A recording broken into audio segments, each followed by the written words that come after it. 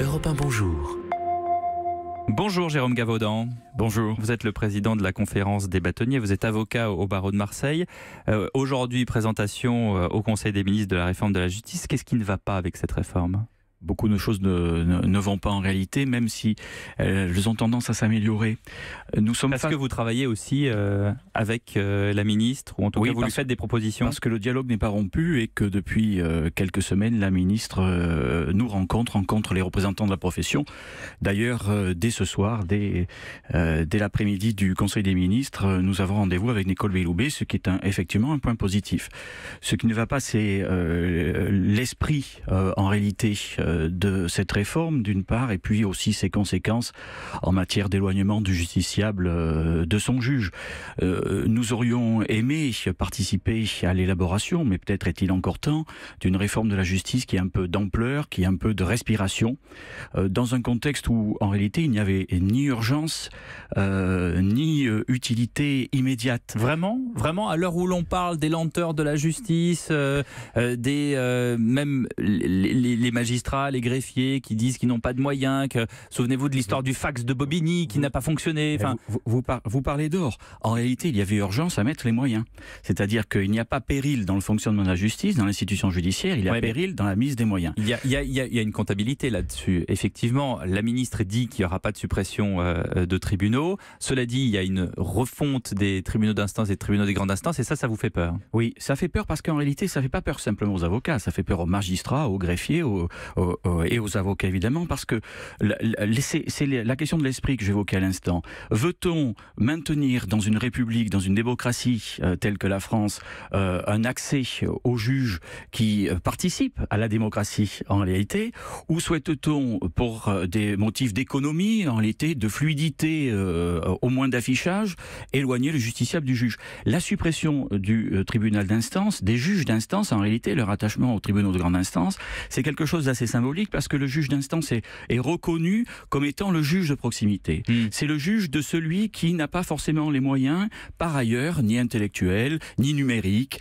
ni financiers, de saisir une juridiction. Et c'est très symbolique parce que ça montre l'état d'esprit, effectivement, de cette réforme. Est-ce qu'on met un seuil, par exemple financier, comme finalement justement les 4 000 € sur lesquels on se focalise en disant voilà, en dessous de 4 000 € on va faire des visioconférences Exactement, ce sont des seuils. Mais pour beaucoup de... Est-ce qu'en dessous de 4 000 € c'était le tribunal d'instance et au-dessus c'était le tribunal de grande instance? Ça marchait pas comme ça. C'était 10 000 €, mais c'est vrai qu'il y avait des seuils de 4 ou 5 000 € en réalité.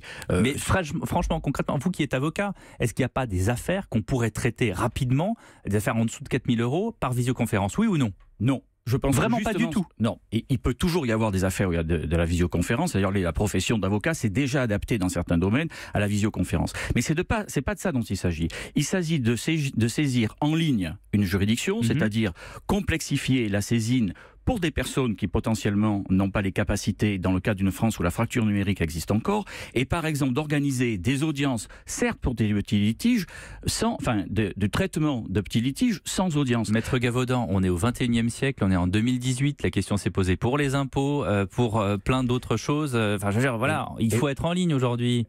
Même moi qui suis un réfractaire de ça, tout le monde s'y met, voilà. À la limite, la saisine en ligne ou la communication électronique avec les juridictions, ce que savent parfaitement faire les avocats. C'est-à-dire les avocats sont dans un élan de modernité, savent s'adapter à toutes les réformes, et nous utilisons ce que nous appelons par exemple le réseau privé virtuel des avocats avec le système judiciaire. La saisine en ligne est une chose, mais est-ce que ça ne vous choque pas que vous ne puissiez pas rencontrer un juge quand vous avez un petit litige? Vous avez, monsieur, un litige de consommation. Pourquoi vous interdit-on de rencontrer un juge? Pourquoi vous dites interdire, le terme interdire? Mais parce qu'en réalité... C'est pas ça la réforme. Si, la réforme permet que des décisions soient rendues sans que des audiences soient tenues. Et en réalité, on dit... Il n'y a pas d'audience, mais il y a une décision au bout. C'est-à-dire qu'il y a... C'est-à-dire que est-ce que vous pensez sérieusement que de justice peut être rendue par la saisine de documents ou d'éléments en ligne sans que vous ayez un vis-à-vis du juge, sans que vous puissiez vous exprimer? Moi, je pense qu'en réalité, même si à la marge cela est possible, en réalité ça démontre une volonté profonde de modifier ce qu'est l'institution judiciaire dans sa nature humaine, dans sa nature de règlement des différends, dans sa nature de mise en place d'une paix sociale. Trouvez-vous normal qu'on donne effectivement au directeur de caisse d'allocation familiale la possibilité de trancher des contentieux en réalité, de fixation de pension alimentaire. Non, ce n'est pas normal. Il est normal. Il n'y a pas le principe du contradictoire. Parce qu'il n'y a pas forcément le principe du contradictoire, et puis parce que dans une démocratie, effectivement, c'est au juge de régler un différend. Trouvez-vous normal qu'on soit désormais potentiellement contraint de saisir un médiateur en ligne, c'est-à-dire le préalable de médiation en ligne, par des sociétés de droit privé, donc de manière payantes, qui n'ont ni déontologie, ni formation, même si le gouvernement nous dit qu'elles sont labellisées. Non, c'est une révolution dans la façon de voir les choses. C'est effectivement un assèchement du recours au juge, parce qu'en réalité, vous complexifiez la possibilité de recours au juge.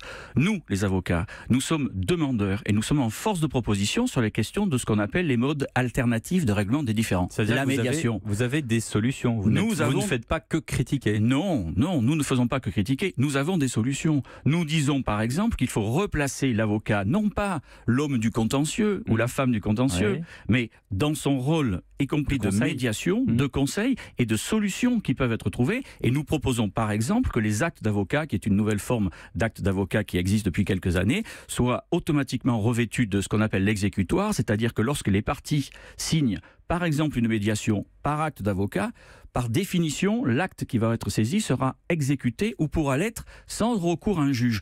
On nous oppose que c'est trop compliqué, que c'est trop complexe, mais on préfère pour autant laisser la médiation à des legal tech de droit privé, sans déontologie, sans présence des avocats et sans s'assurer que les parties, effectivement, puissent être assistées et utilement conseillées. Ça, c'est assez grave. Jérôme Gavaudan, pourquoi est-ce que j'ai parfois l'impression que vous ne défendez pas forcément le justiciable, mais votre profession? Est-ce qu'un avocat est nécessaire ou obligatoire? C'est pas pareil. Si vous m'avez bien entendu, à aucun moment je viens de défendre les avocats. Je ne fais que défendre les justiciables. Évidemment, je défends les avocats. Je vous ai bien entendu. J'ai l'impression que vous avez vous-même envie ou besoin, ou vous faites passer la nécessité qu'il y ait un avocat dans chaque situation. Je crois que tous les gens qui raisonnent sur l'institution judiciaire ou sur le droit ou la justice, dans un monde de droit, considèrent que la présence de l'avocat aux côtés des parties est utile, sinon nécessaire. Ça, c'est une réalité. Je crois que si vous voulez saisir un juge, vous avez intérêt à prendre un avocat. Il y a des moyens, d'ailleurs aujourd'hui, de prise en charge financière. C'est pas le problème. Ce que nous disons, c'est que nous sommes face à un bouleversement et que ce bouleversement n'a pas été appréhendé, n'est pas réfléchi. Pardon sur les territoires. Très rapidement, parce que... Un mot sur les territoires. On essaie aussi de regrouper par spécialité les tribunaux. C'est à terme la disparition des tribunaux dans les territoires. C'est à terme la création de véritables déserts judiciaires. Merci. Il faut que les citoyens le sachent. Merci Maître Gavaudan d'avoir été avec nous dans un instant. Top tweet avec Michael Frison.